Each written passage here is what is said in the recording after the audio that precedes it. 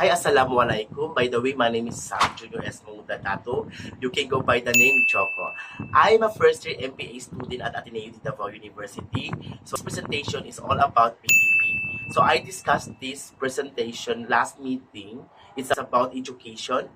It's about development plan in Bangsamoro society. So this presentation is related to the Bangsamoro development plan, but it's about education. So I story what my experience before as an age at 15 years old that time. The school was not my thing or my priority. Friends and trying to fit into society were big topics to seize. During that time, the more friend you have, the more popular you are, right? I was amazed in our sophomore class and should be a role model to my fellow classmates. I got to say, that didn't go well. There were temptation and peer pressure and becoming the main topic of the everyday stories. I observed and noticed that only friends, yet family status as well is one of the main reasons for some to get friends. I still remember when I tried to fit into a group of friends who I thought will make a cool tend to do things that are not appropriate. But I still have to do it just so I can be with them like that. So that as an age of 18 years old, I realized myself that education is the most important because education is the key of success. Remember that. Education is the key of success because some of my friends before, they did not go to school because of the financial problem. That's why I support this Bangsamoro development plan about education, which is the Tahderiyyah program. Take a moment during this speech to pause and reflect on some choice you have made in the past and really think about the direction your life because of them, both good and bad, in his inimitable way that we have the choice to focus on what we want. And what we focus, we can achieve whatever we want as the year goes by. I knew that I should be the person for a long time.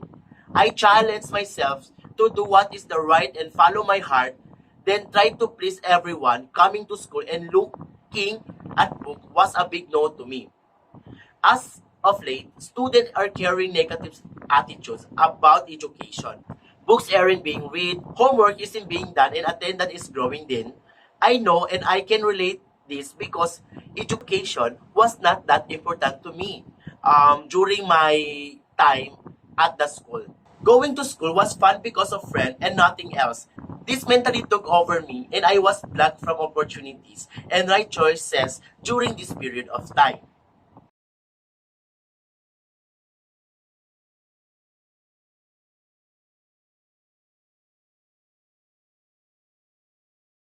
It has a long history, but basically it starts with a history of injustice and marginalization that was felt or perceived by the Moros. These are different ethnic groups in Mindanao. And it started back in the 1890s, late 1890s, when the Spaniards ceded the Philippines to the United States with the Treaty of Paris. And then eventually there was a group, an armed group called the Moro National Liberation Front that emerged, asserting autonomy. And actually at some point in the initial part of the struggle, they were asserting secession from the Philippines.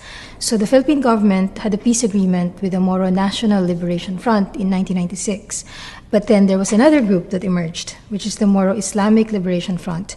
And in 1997, the Philippine government continued or started negotiations with this other group. And that's the group that we recently signed, the Philippine government signed an agreement with in 2012.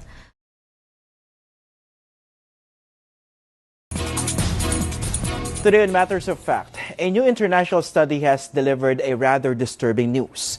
The Philippines ranked worst in reading comprehension among 79 countries.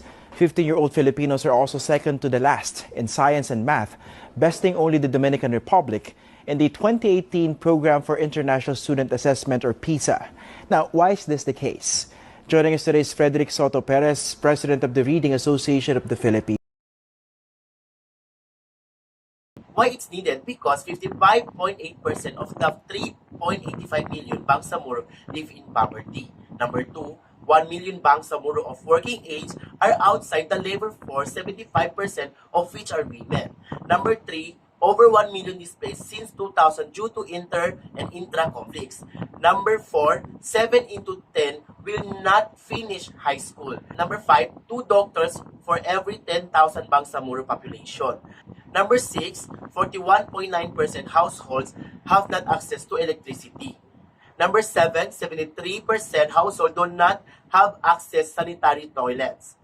Number 8, 63.4% households have no access to safe water source. So that's the problem of the Bangsamoro society. A comprehensive roadmap that articles the needs and aspiration of the people in the Bangsamoro towards better quality of life.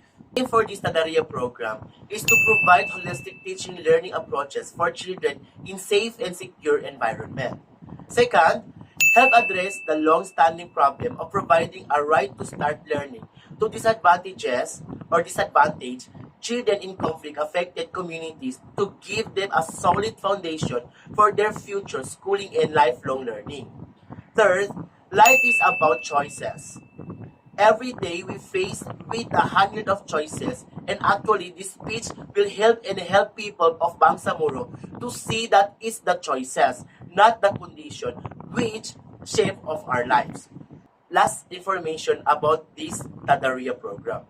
This program is an expansion of initiative for children affected by armed conflict in Mindanao under the government of the Philippines. So, this is my motivation speech or narrative speech.